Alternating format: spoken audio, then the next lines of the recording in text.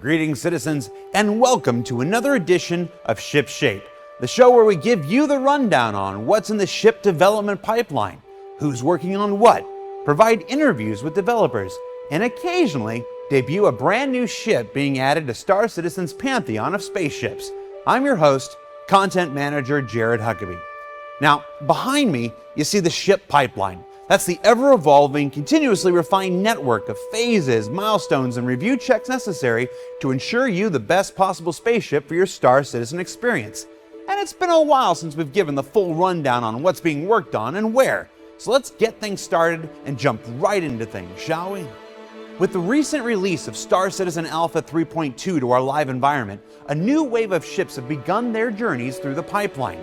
It's with that news that I'm pleased to report that the Origin 300 series, stalwart of the original Kickstarter campaign, has officially begun its rework and is currently sitting in the earliest stages of white box phase, where it's not alone. Keeping it company is the Banu Defender and the luxurious 890 Jump. Now, on last week's ATV, Chris gave you a few moments sneak peek at the early white box for the 890 Jump, but I think we can do better. Here's a further look at work being done to flesh out the interior layouts for this massive luxury yacht. Now, white box phase is as crucial a phase as any in the development of a ship, as it will form the basis of everything that comes afterwards. It's our chance for designers and artists to work together to determine the foundation of a ship's interior layout, and can go through dozens of iterations before moving into gray box phase. What you're seeing here is just one such iteration of the 890 Jump white box. And while it is yet to be determined if this layout will be the one that gets the green light, we thought it'd be fun to highlight this early, very malleable stage of a ship's overall development for you. Plus, I know how long you've been waiting for this. Now, you can expect additional updates in the months ahead as we move towards its intended release into the Star Citizen universe in the upcoming Alpha 3.5, currently scheduled for Q1 2019. Moving along to gray box phase, we have another announcement I'm very pleased to make. You think I'm gonna miss this opportunity to give you the max update on another fan favorite ship? Durr. You know I wouldn't. Yes, Virginia, it's true, the ship team in the UK have begun their work on the Freelancer variants, which, because of the head start the already flyable Freelancer base model gives them, are beginning their journey ahead of white box and already well into the gray box modeling phase. Yes, it's an exciting time to be a Freelancer owner, and we'll be following the development of these ships throughout their intended journey towards release in Alpha 3.4 towards the end of this year. Now, following ahead to the final art phase, we got a couple ships like the F8 Lightning, which is currently holding as it waits for resources in other disciplines to continue its journey. The Mustang variants, which have moved back from the technical disciplines to the final modeling and surface tweak stage as the team in our Los Angeles studio addresses recent feedback from Chris. The Hammerhead, which takes its place moving ahead into the technical disciplines, where it will reside for quite some time as teams work to bring functionality to all their fantastic art.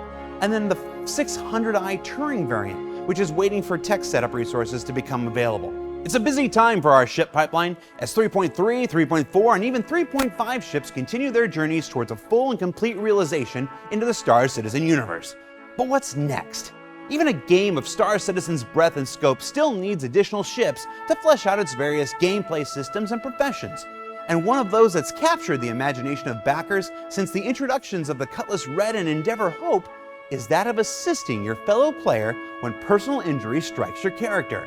Yes, medical gameplay and its design is ready to step back into the spotlight this month with the addition of our next concept ship to Star Citizen. Let's go to the ship teams in our Foundry 42 UK studio and let them introduce us to the brand new Apollo medical ship from Roberts Space Industries. The RSI Apollo is a new medical ship. It's from RSI, which didn't get a new ship in a long while. We have two medical ships at the moment announced in the game, which is the Cutlass Red, which is basically the ambulance in our game, and the Endeavor with its hospital module, which is really massive and really endgame, so we needed something in between. We had quite a short timeline on this one for a medium ship, so really early on I did a quick sketch of the interior, passed it to concept artist and was like something like this, and it kind of stuck basically. And it works well with RSI styling. The ship still has its flow, you know, it's still quite sleek and sexy, but you know, it's got all that angularness to it. It's like a Lamborghini, turn it into a spaceship. The RSI Apollo is basically like a small clinic that you can go to the edge of space. This has a capacity of 6 patients with 6 beds, a crew of 2 at the front with 2 ejection beds, and it has a size 2 turret on the top of the ship at the rear, which is more a point defense turret rather than something made for dogfights or anything. And this is a remote turret. It has also 28 SCU of cargo at the back. And then you've got medical bay space. It's always that sort of fine line between sort of reality sci-fi and gameplay. So it's, okay, we need to basically spawn a player here, but we don't want him popping in. So the player will be delivered. There's a glass cover on top, sort of protecting the player. The thought process is that we'll have essentially like an opaque glass when there's nobody in it, and then you'll hear noises and probably lights will come on, and the bed will activate, and then a person will arrive. The glass turns transparent, and you're like, okay, that, you know, the bed's occupied. At least that's how we've developed it at the moment. It's kind of like a self-healing unit, so you'll have a disc that scans the person, finds out what's wrong with them, heals them, and then it opens up and off they go. And so with this ship, you'll be able to pick up people, fix people up, shove them back out the door, you know, so it can be, you know, obviously there'll be medical gameplay. That we plan is, even if regular ships can do something with medical gameplay, like a player could help other people in the future, you will need medical ships if you want really to pursue the medical career in the game. The final result I'm really happy with, and it's just sort of going through it basically, and so that's just been a process of refinement, just pushing and okay, add this, tweak this, you know, all the lines. Generally, you know, you generally try and avoid parallel lines. We've worked hard to do a good layout that will please every player and that is really aesthetically pleasing as well. So I think this is a really good ship, and this is bringing new kind of gameplay, so it looks good. Do you know what? I kind of like playing the medic often. So, you know, I'm not quite sure how this will turn out in our game, you know, but I just want to see it, in game, and just, you know, and just want to see what players do with it. But I think, you know, I can't wait to see, you know, it's not going to be like the Red Arrows, but you can just imagine, you know, just a whole fleet of these guys just taking off and just going off, just rescuing people, or you know, you can imagine just jumping in, massive space battle, debris everywhere, bodies just sort of floating about, you know, and then just in, you know, all the drones just popping out, and scooping up the people and popping them into the base of the ship. I think it could make for a really nice visual as well. Now that's a good-looking spaceship.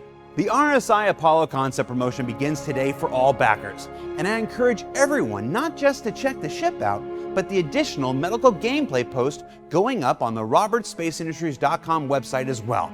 And then stay tuned to Reverse the Verse for a live Q&A immediately following this broadcast, where we'll be talking to the designers and artists who work to bring this ship and medical gameplay to life. For ShipShape, I'm Content Manager for Global Video Production, Jared Huckabee. Thanks for watching. Hi, welcome to Reverse the Verse. Playing Doctor, the RSI Apollo, and medical gameplay.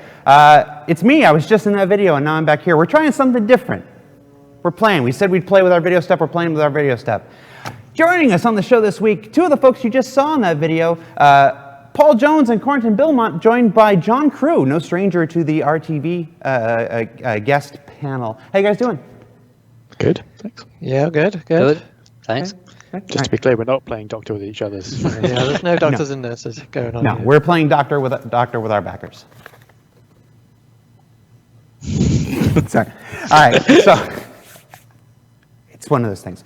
All right, so because every RTV is somebody's first, let's take a few moments and introduce who you are to the backers and what you do for Star Citizen, and we'll just go down the line. We'll start with Paul. Hi, I'm Paul Jones, if you don't already know. I'm one of the art directors here at Foundry 42, part of Cloud Imperium Games. And I spend a large amount of time working on ship concepts, but also ship weapons and FPS weapons. And how about you, John? I'm good. I'm John Crew. I'm the Vehicle Pipeline Director, which is basically just the designer looking after all the ships from the very first ideas in people's heads to all the way out the door, and post-release support and all the gameplay associated with them. Make sure they're all good and all the same. All right. And last but certainly not least, Quarantine. Hey, I'm Quentin Bimon. I'm a system designer working for John, basically setting up ships on working on other stuff to make the game better.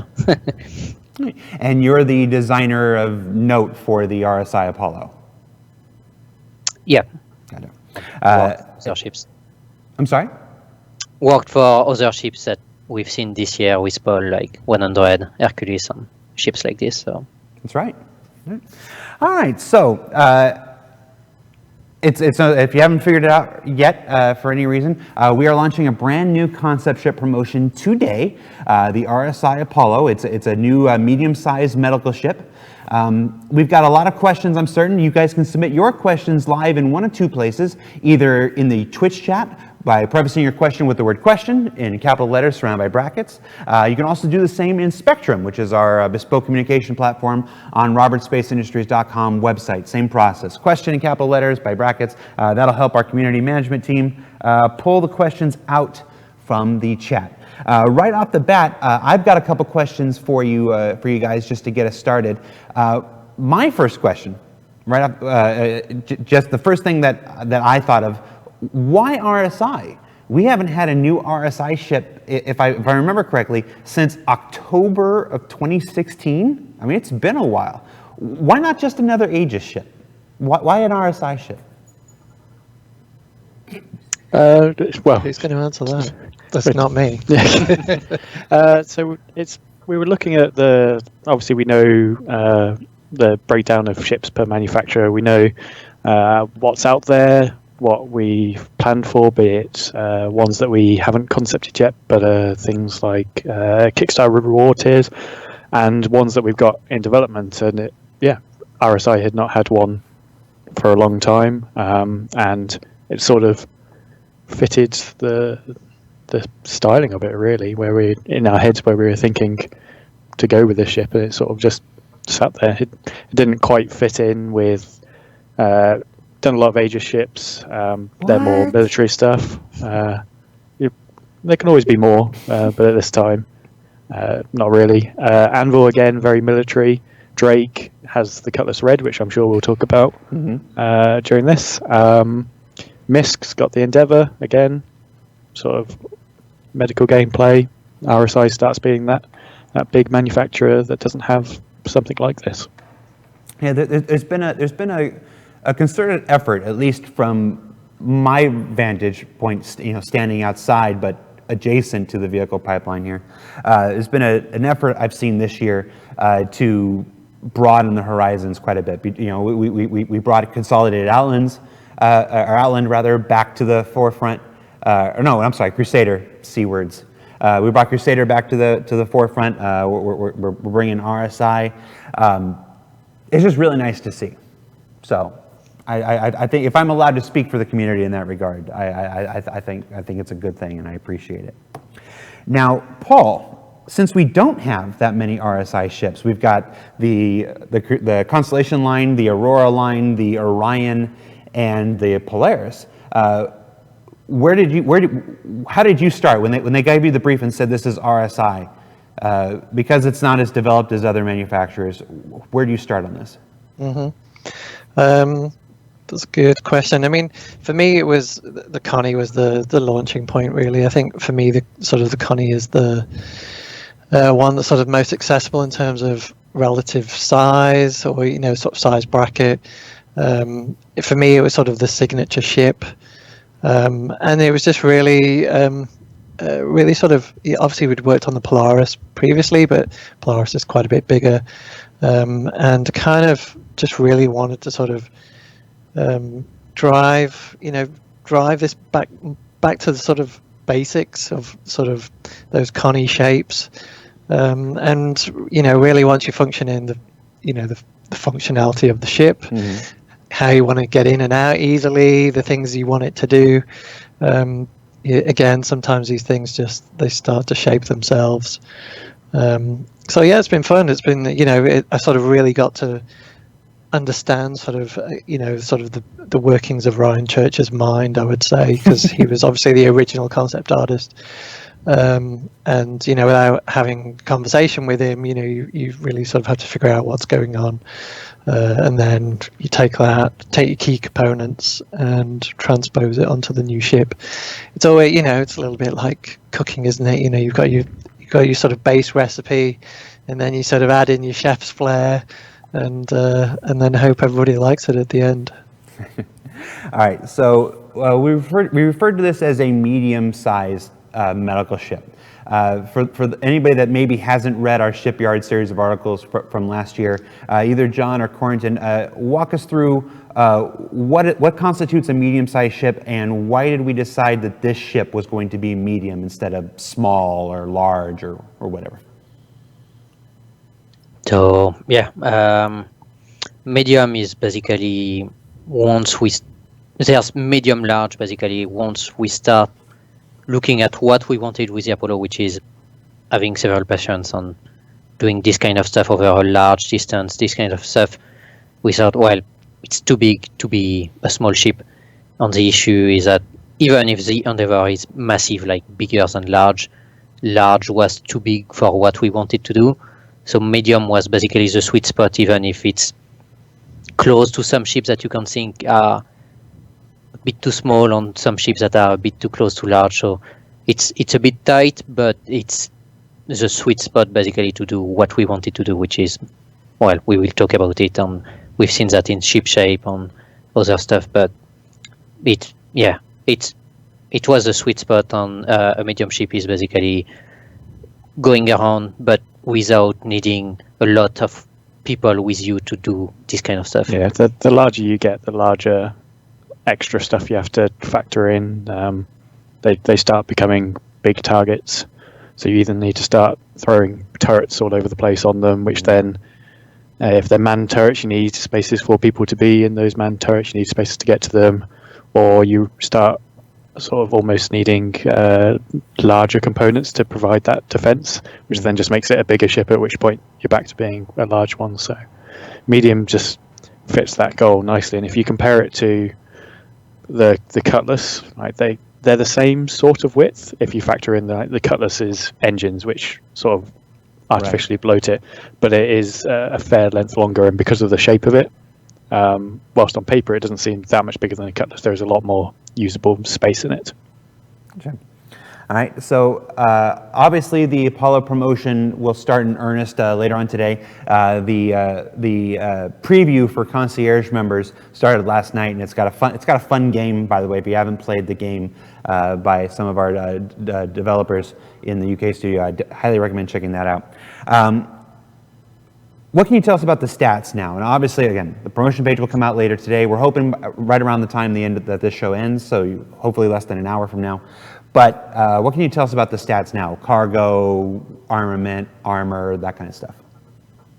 So in terms of stats, like John said, it's basically a bit longer than a Cutlass, but about the same width. So it's 43 meters long, 30 meters wide, and 10 meters high. It has 28 SCU. So the thing is that it's separated into 2 rooms at the back. It's not a big room that you got. You got 2 entrances. Basically, you got a small lift, like at the front of the Constellation, which is basically for the crew. And at the rear, you got a big ramp which also allows you to work as a big docking collar if you want. Outside of that, in terms of speed, it's relatively a bit like the Freelancer, if I remember well, which is 205 meters per second for the Freelancer, for the base variant, on 195 meters per second for the Medivac variant. The thing that is different between the speed is that as people might see later on, or I've already seen, is that the Medivac variant is better armored, but it's a bit slower and not as maneuverable. So it's you're trading that. Yeah. Do you want the faster, more nimble version, or do you want a bit extra safety and armor? Yeah. In terms of weapon, it's relatively simple. It's one remote turret on the top with two size 2 cannons. It's two size 2 laser cannons for the regular variant, and two size 2 miniguns, ballistic miniguns for the Gatlings for the Medivac variant. Outside of that, in terms of thruster placement, it's relatively the usual. The Medivac variant got an heavy armor, the regular got medium armor, 2 shield generators. It got a large radar, which is different from the usual, because obviously, you will need to scan space to find bodies on other injured people. I've seen that some people might be interested into the number of toilets, so there's 2 toilets in the ship. You've done this show before, Quarantine. Yeah, and there's 2 ejection beds as well. It's basically like on the Constellation, it's ejection pods that also act like beds. So it's pretty good. Yeah, I think the really interesting thing about this is the 2 rooms where the medical beds are. They're going to be modular, so you can swap them out depending on what level of medical gameplay you want to do. And alongside the pages later today, there is actually going to be an updated design post that talks about medical gameplay, and sort of, because we haven't really talked about it since the Death of a Spaceman post, so it's sort of like a short update post to that. You're getting ahead of me. Oh, sorry. I'll stop talking. All right, but the next question is going to be about those medical rooms and everything. But before we get to that, I want to ask Paul a question. Paul, we've talked on this show several times about the process of birthing these concepts and how some are easier than others. What was this particular delivery like? So, some ships are like, in the past we've had like emergency C-sections. This one, I say, was a good natural birth. This was we had the birthing pool. Everything went naturally, it all flowed, and yeah, it's been enjoyable actually. This one, it's actually gone well, even though there's always a couple of surprises that are thrown in there, but it's been heavily on top of this one. So we've wasted no time, and pretty early on hit the style, hit the shape and the sort of silhouette. Chris was like, well, it's not RSI enough, so I just dived back in and we just started messing with more of the shapes and just getting more of that core architecture in there, and so pretty good process. I think the hardest bit was coming up with a name, but like the names for it. Oh yes. I feel sorry for the people doing the brochures because they must have had to change it like multiple times a day. Yes, we when we filmed your ship shape segments, we actually didn't have the names for the variants yet. So it was the names for the variants were a very contentious back and forth for a while between our writers and designers and Chris and we opened it up to a bunch of people. Then other people were throwing things in. It's like that. Our events manager were throwing. Everyone was like trying to find stuff like this. It's neat when you can see it be a collaborative process like that. But yeah. And then there's a debate on Spectrum right now about whether it's Medivac with an I or whether it's Medivac with an E. Yeah, we had that as well. We had the same debate. Yeah. Medical evacuation. hopefully we're consistent at least. No, which is really funny because we had that debate internally for days, and then we make the decision, we go out, and then we see the same debate show up on the community. It's like, that's how it works.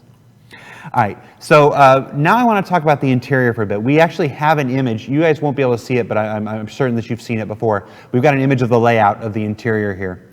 So let's talk a bit about the layout here. At the front, obviously, like most of our ships, we have the crew in the bridge. Like every RSI ship, at the very least, we've got the the crew and the bridge, and I see a crew lift very reminiscent of the Constellation series. Talk to us about the bridge. I think obviously I can see an image of the reflection of your TV. So it looks like it's the layout that I provided right at the start of the process. Yes, the top-down layout. So it has changed a little bit since then because we had to extend the ship just to factor in all the components. But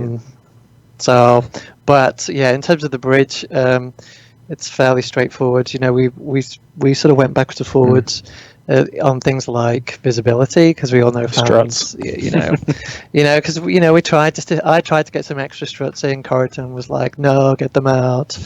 And then we sort of worked on adding, once we fixed that up, then just adding some additional visibility sort of to the left and right of the sort of the corners of the ship. And then again, it was just a matter of taking some of the styling from the Polaris interior and factoring that in. Obviously, you can't see that from the layout, but and then we've got the beds, and then to be honest, we're just doing a little bit of a refactor now, just this week, just to tie up some loose ends on some of the interior space, just so that when it gets to the artists, it's super clear on what they need to achieve. So the big standout feature in this is the med bays. So John, you began to touch on it just a few moments ago. Talk to us about the med bays, and you and Corrigan for that matter, and Paul, all three, jump in, about the med bays and their modularity. Yeah, so you can see they're essentially mirror images of each other. So when I say med bays, I talk about them both at the same time. Part of the medical gameplay post talks about different levels of injury and healing, and different equipment can do different levels of things. So on a abandoned moon that might have this old ancient medical facility, that might only be able to do certain levels of healing. Like it might be able to stop some bleeding, patch you up enough to get you somewhere properly. It's not going to be able to replace a ruined limb or multiple injuries. And that's something we want to do with the Apollo. And so in, I think, that shot, there's 3 beds on every side. So these are 3 of the sort of, I can't remember which way the numbering we went in the design post. I think 3 tier 3 beds. I think it's 1. Well, it's 1 or 3. Yeah, tier 3 is the recovering from minor injuries like limbs being damaged. Yeah. Tier 1 is recovering from near-death experiences and fatal injuries. So tier 1 is the more severe. Yeah, so these are essentially tier 3 medical beds. So you've got 6 medical beds that you can heal a variety of just general injuries that you'd expect people to find. If you want to be a bit more serious, you can swap those rooms out for some tier 2 rooms, which only have 2 beds on each side, but they're bigger beds, they can do more. And then if you really want to be full doctor, full surgeon, you swap them out for tier 1 rooms. And those are your big isolation rooms, big surgery rooms that can do the whole thing that you would find on in Hurston's big planets medical facilities, but in a small ship. But you can only do 1 at a time in those beds. You can mix and match, so you could have tier 1 on one side and the tier 3 on the other, so you can provide some flexibility, and it sort of allows you to tailor how you want to play that. But it's all about just letting you sort of decide the level of response you want to give. Yeah, that will be interesting to see what the players are going with in terms of configuration. Like, if players really want to be basic 3-on-3 or 2-on-1 or this kind of stuff. Now, in the past, when we've done ships that have a modular nature, like the Endeavour, it had the landing bay and the medical bay and everything. Those modules were provided separately. Switching these beds out, is that standard with any Apollo?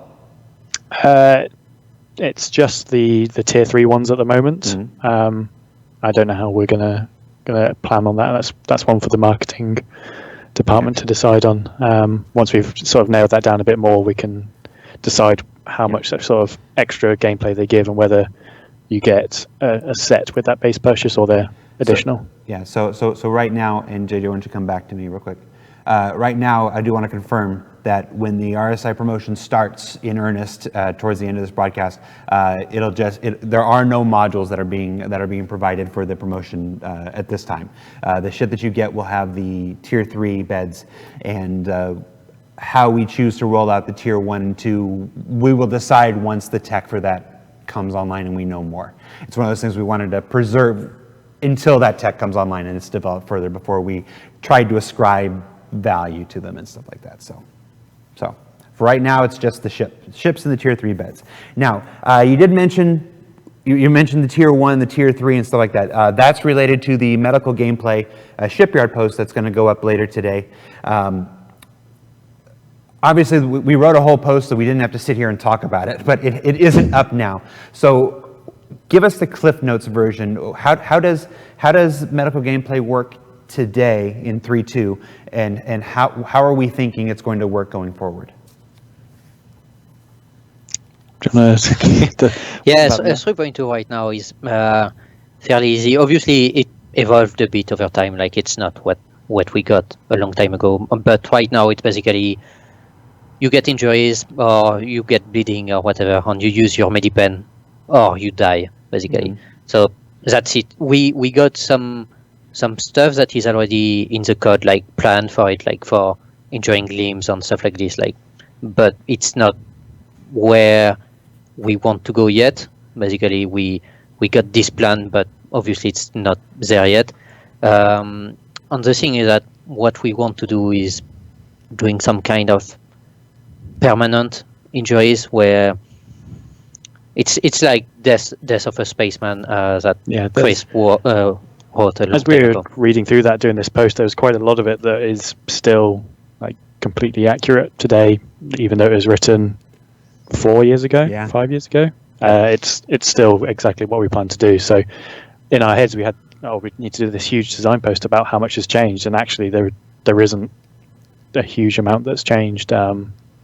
We sort of, in the design post talks about what Corentin said, how it is now, how we want to go in the future, so there's more persistent damage, how people are going to be dealing with respawning from death and other sort of injuries, what side effects that has, why you choose to respawn as a medical ship versus going somewhere else, just things like that.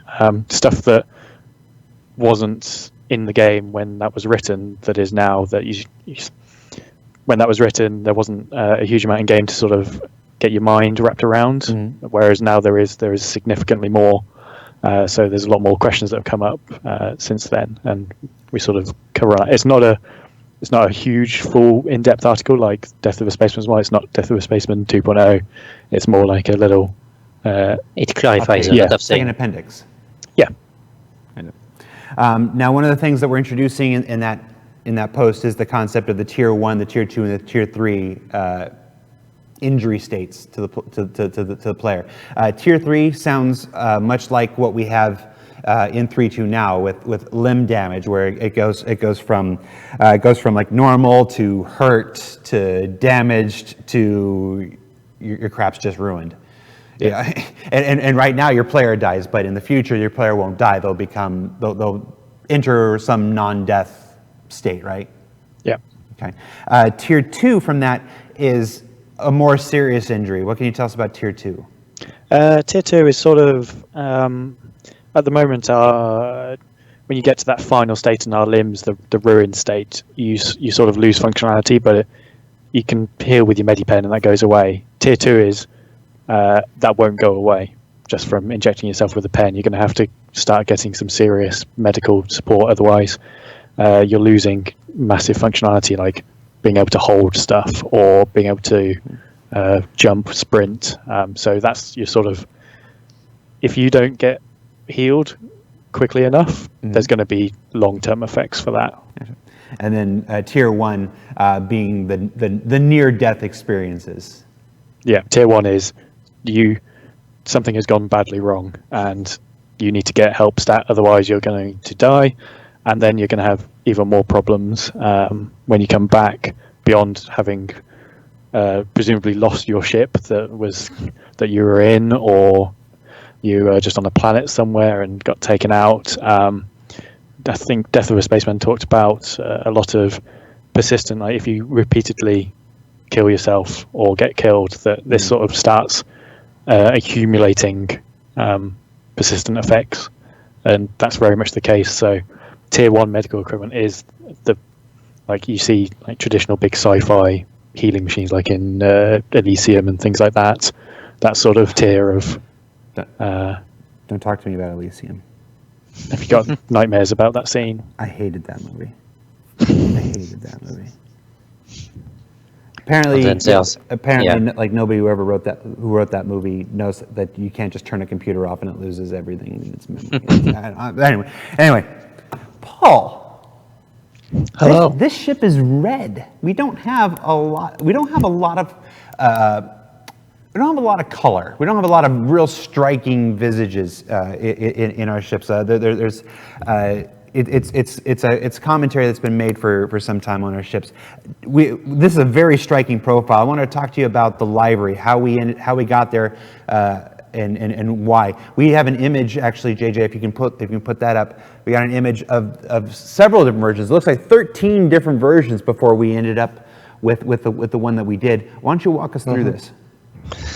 Yeah, this is, I mean, we've spoke about this before. I think this year probably has been our most colourful year. I think and I don't think it's been I think it was just a natural event, really. Like I just, I started looking at our ships and just, there are easy wins we can do to add more personality to our ships rather than being the traditional white or the silver or the black. I mean, they're all cool, but why not? Let's get some color in. But those 13, they sort of fall into different groups. So you've essentially, if my memory serves me right, there was sort of the whites, then there was the blacks, and then there was the reds. And it's it's kind of the process I really enjoy, actually, because the concept artists, bless them, they will have done all the hard work and come up with the the great geometry and stuff, and then I render out about 20 different finishes and then just overlay them in Photoshop and just start getting creative. And obviously there are many influences you can pull from, typical sort of EMS, ambulances, depending on which country you're in as well, they have different colors. So for me, I think by the time I got to Red One, that was one of the later ones, and I don't know, I just really liked it, and it was really the sort of devil was in the detail. It was sort of really about it was like essentially having a two-tone red. There was a satin, there was a gloss, then you had your sort of polished metal frame of the canopy. We've got some probably like about 5% gold accents on the ship, and just really sort of went for that sort of quality RSI feel, basically. And I did my pitch to Chris. I basically sent them all to Chris, but sort of said which were my favourites, and the Red One won out. So yeah, I was very happy because it kind of really sort of heavily pulls on sort of recovery, sort of like when you see the sort of those vehicles in the snow, sort of like avalanche kind of rescue vehicles, that sort of stuff. And so it's really sort of hinting at that side of things. And I think just the shape, like just because of the complexity of the shapes that are in RSI, you can get away with it with just having that one block of color because all the shapes are doing the breakup. Yeah. Well, there's a battle royal going on in Twitch chat right now. While folks are calling out their favorites, and I mean, there's a lot of good ones there. There's some that I like, and you never know. I mean, there's one for everyone, isn't there? In that. Oh yeah. No, so as we go along, we're sort of trying to do more of that. Basically, is to look at more options. I like it when the artist is like, yeah, there's a lot of good ones there. I did a lot of good ones. All right. Those were the ones that got released, you see. So those are the ones I was happy with. There was a whole bunch that I hated, and they just got left. All right. So let's talk a little bit about some of the features for this ship. This ship uses a drone. This ship utilizes drones, and these medical stretchers. Talk to us about the drones. How are they different from the drones that we've talked about before, like the mining drones or whatnot? What do these drones do, and how do they play into the Apollo experience?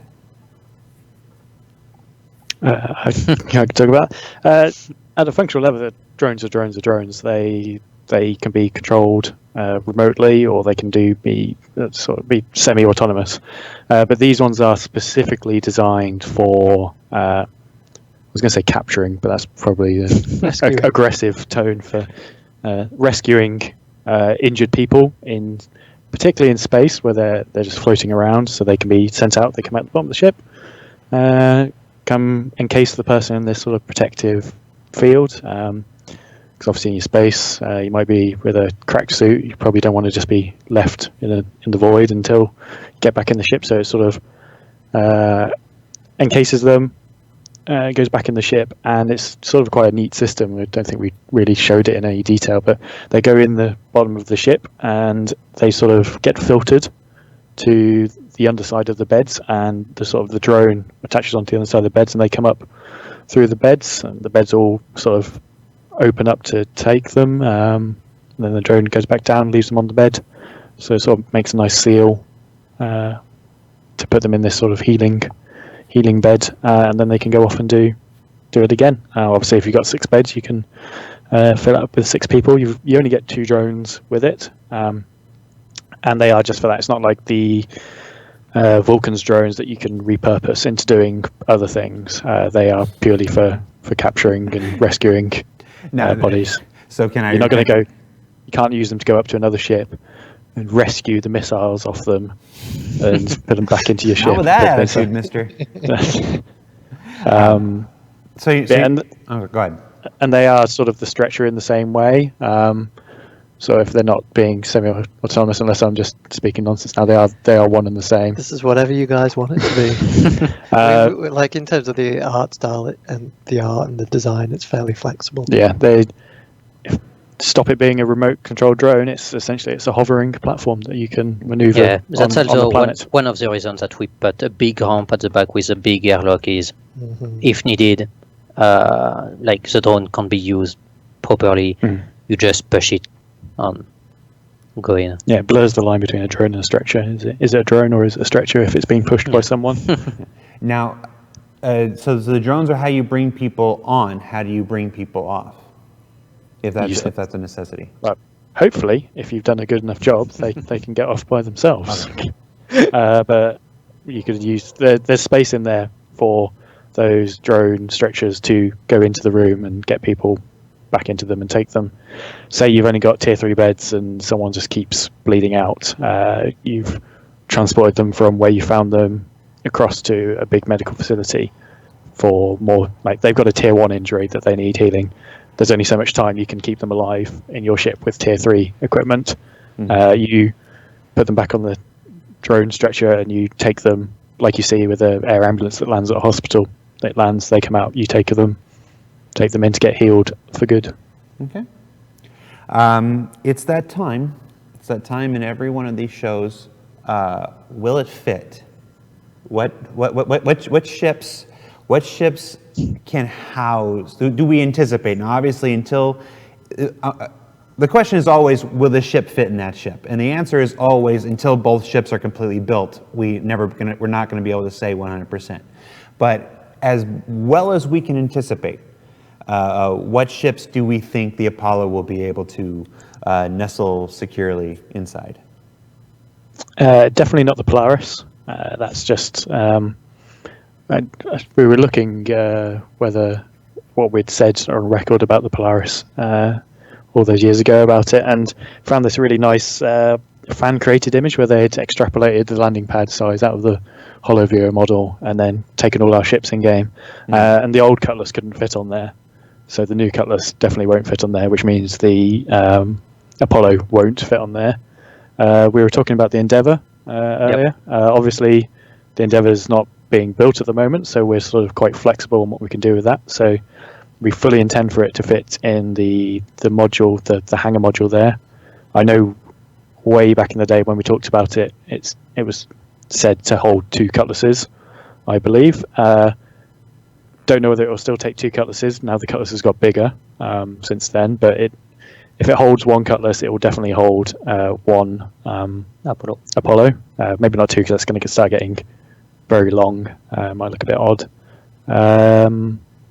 Something that we will look at when it comes to the Endeavour. But outsiders, that it's basically we were about to check the address before we came on here. The thing is that it's supposed to have a docking collar anyway, so it will be able to get close to some other big ships that won't be able to have it inside anyway. But it's not a small ship that you try the usual can it fit because it's a big ship. It's 40 meters long, so on 10 meters tall. It's basically the biggest issues are it's really long and it's pretty tall as well. So they will always play Will It Fit, Quarantine. Have you not seen the images of the Argo MPUV inside a 600i right now? Yeah.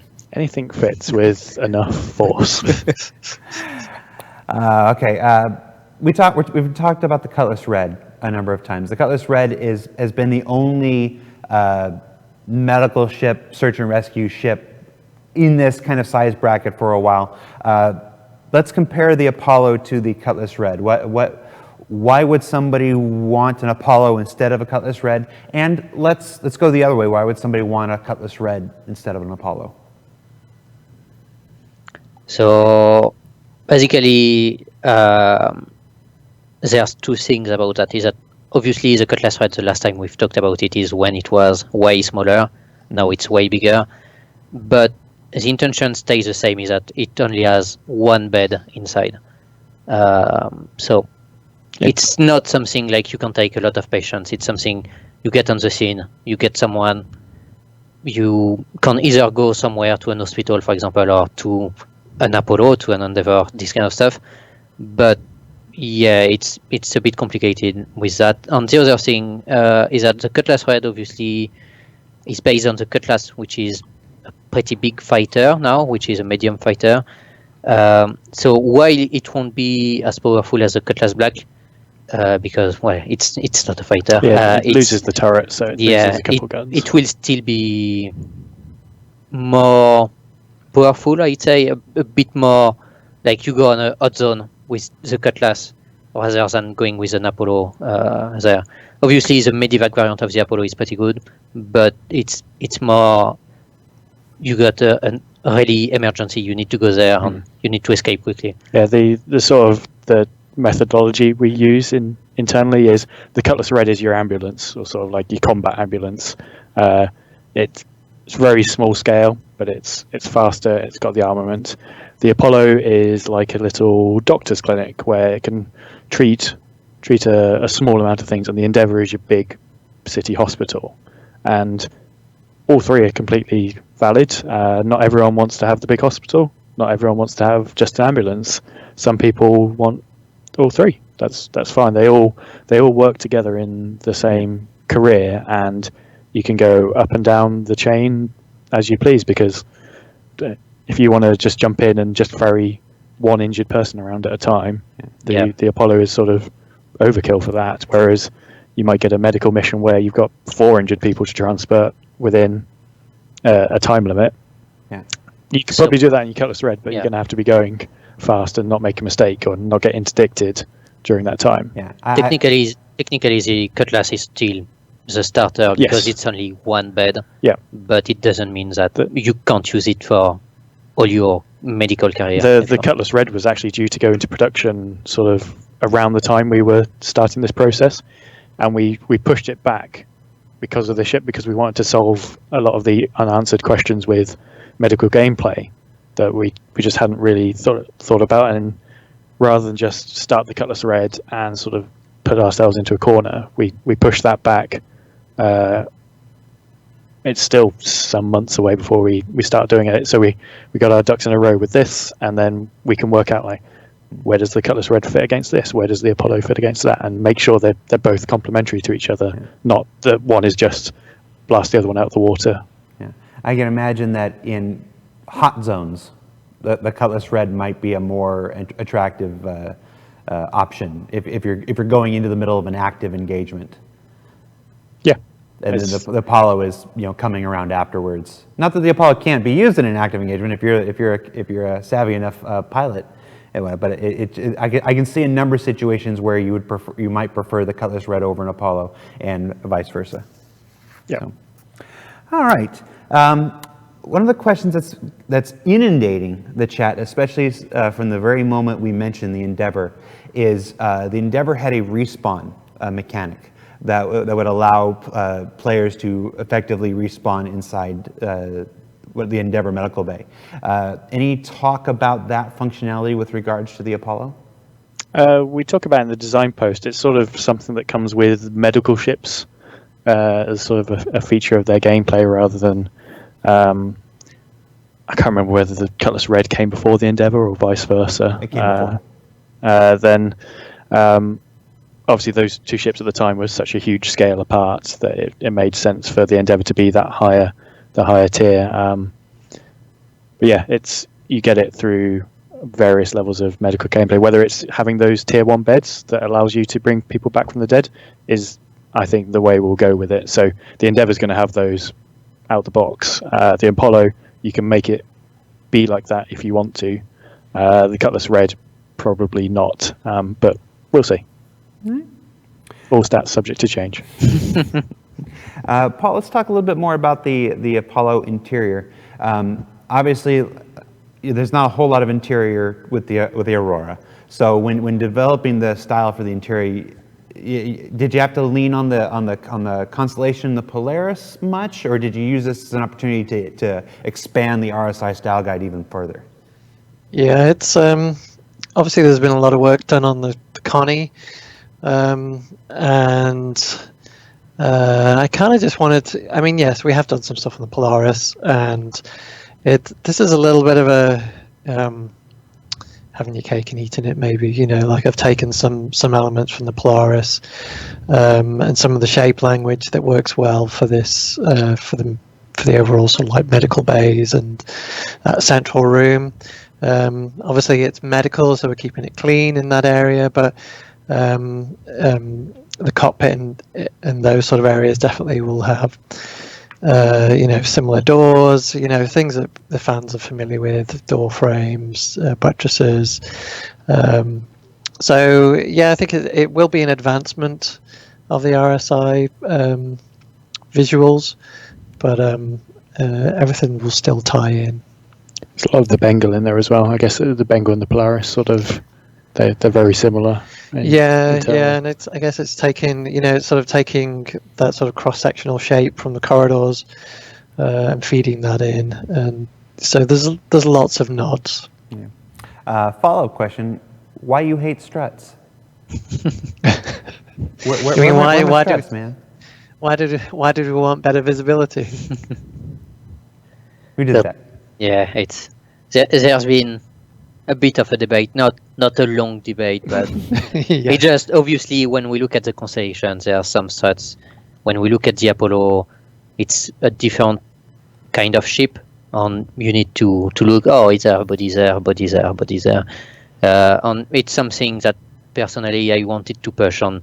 Paul managed as well to keep the RSI style with the struts on the side, and it's a bit different, but the main issue that we've seen, like for example recently with the Cutlass or with the Razor before, is that obviously it's always a bit of a pain if you use your aim in your HUD and you got like a big strut in front of you and you can't see shit on your HUD.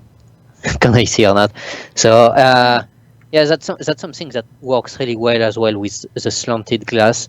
So it's still really RSI if you look from the side, on the strut are still in a way that if you turn your head, yeah, there's some struts, but it's not in your view. It just works well. If you want to see the struts, just turn your head and fly.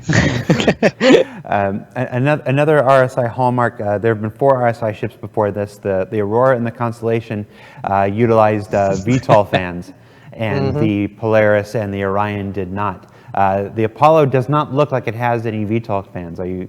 Can we confirm that? You can confirm that, yes. It has VTOLs, but not fans. Yeah. Oh, so it's not just going to fall out of the sky the minute you go in Atmo?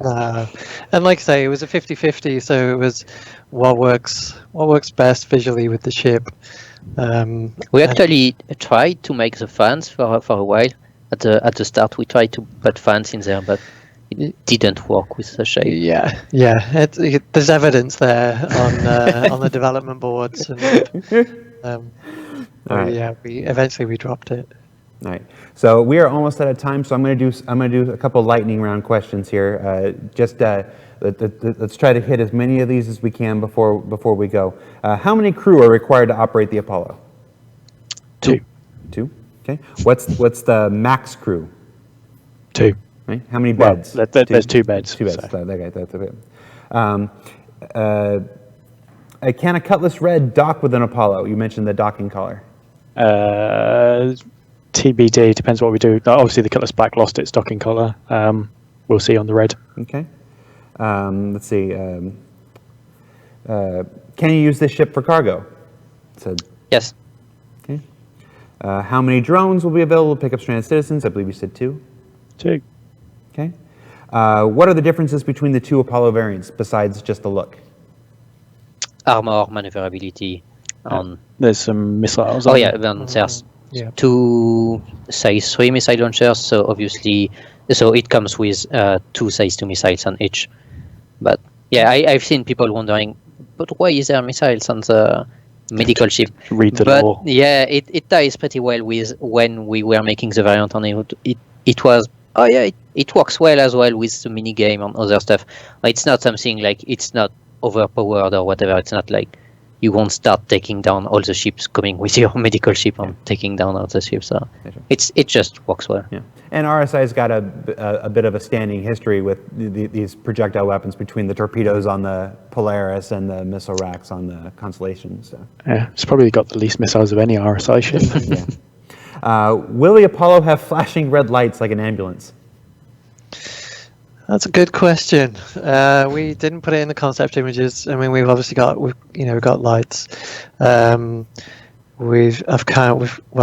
Me personally, I've left that open. I mean, it's more. I'd like flashlights. We had them in the Avenger trailer for 3.2. Yeah. Yes, we've been inundated with requests to add flashing lights to the Avenger since then. How long do we think it'll take a player to be healed in the beds? That's too early to say. It depends what's happened to you as well. Okay. Let's see. Does the Apollo have bathrooms? Yes. Does anything fit? Do any other vehicles fit inside the Apollo with a big ramp? Like, can you park something in that reception area? Technically, I guess you could put a bike because this is a big airlock and docking collar. Yeah, the airlock's big enough to put the drone with the person in it. Bikes, I think, definitely fit. Yeah, you might be able to wedge one in sideways. Yeah, but otherwise, you won't fit a Merlin or Racer. Well, I say that, but someone will manage to. We know ships have different quantum speeds. Now that we have linking, they can see that. How fast do we think this ship will be in quantum? Will it be faster because it's got to rush people to hospital, or? It's going to be in the same band as the other sort of ships with medium quantum drives, so sort of Freelancers and Vanguards style. So it is quicker than the smaller ones, but it's not specifically tuned for faster quantum speeds. If you bring somebody aboard that's faking injury and ends up being hostile, does it have a brig? It's got 2 bathrooms, right? Can we lock the bathrooms? Probably, or just send them out the bottom of the bed. Let's see. Will the drones be automated, or can the drones be automated, or will it be required that they be flown by a player? I think we always want to make this sort of player-driven rather than just click and forget.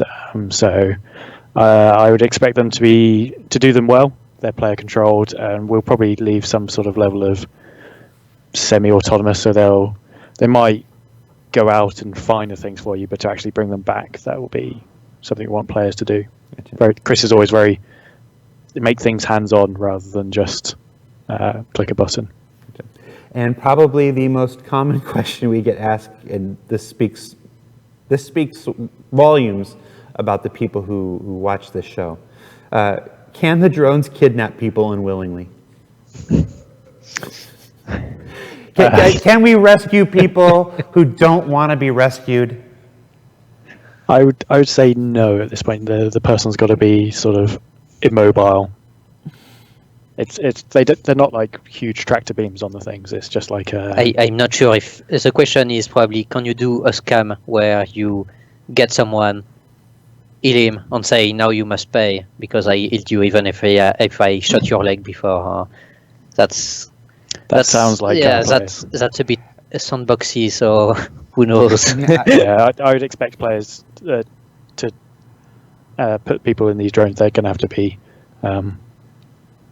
unconscious or knocked down. I'm not suggesting how you get them into that state to start with, but you're not just going to be poaching people running around space stations with them. I look forward to seeing the emergent gameplay that develops because of this. All right, guys, that's it. That does it for today's RTV Playing Doctor. I am pleased to announce that the promotion page for the RSI Apollo will be going live any moment. So you can go to robertspaceindustries.com. You can see the full stat breakdown. You can see all the imagery and all the various packs and whatnot that will be available. Paul, John, Corentin, thank you so much for being here today on the show. I almost said Paul, John, Ringo. That's what we call him. Yeah. Where's George? Am I George in this situation? Could I be. got my mind set on you. George Norman. That was from his solo career. All right, guys, I'll let you get back. Actually, that's the end of your day. I'll let you guys go home for the week. Thank you so much. For those watching at home, like I said, the promotion is about to start any minute. Check that out on robertspaceindustries.com. There's also a design post, Shipyard Medical Gameplay that we've talked about several times. It's an addendum to the original Death of a Spaceman post where you can read a little bit more about Tier 1, Tier 2, and Tier 3 injuries and how the treating of them will go forward, not just with the Apollo, but with the Cutlass and with the Endeavor and just medical gameplay in general. Additionally, what else do we got going on? I had other things here. We had that 600i commercial contest from the community. That was amazing. The winners were announced already. You can check out the winners for that up on Spectrum. Some fantastic stuff and just always impressive to see what you guys are capable of with that. This weekend at the San Diego Comic-Con, while we don't have an official Star Citizen presence there, our own studio director, Eric Chiron Davis, is down there. He's appearing on 2 different panels over the week. Again, not Star Citizen related, but if you're already going to be down there and you want to show some solidarity and support, I'm sure he'd appreciate some fans. And if you do go and you want you get a chance to ask a question, feel free to ask him if he thinks Jared deserves a raise, and if so, how much? And are you willing to go on the record for that now? That'd be cool. Anyway, that's it for this week's RTV. Thank you so much. We'll see you next week. I'm content manager for global video production, Jared Huckabee. Have fun with your Apollo and play that game. Play Astromedics. It's a lot of fun. Take care.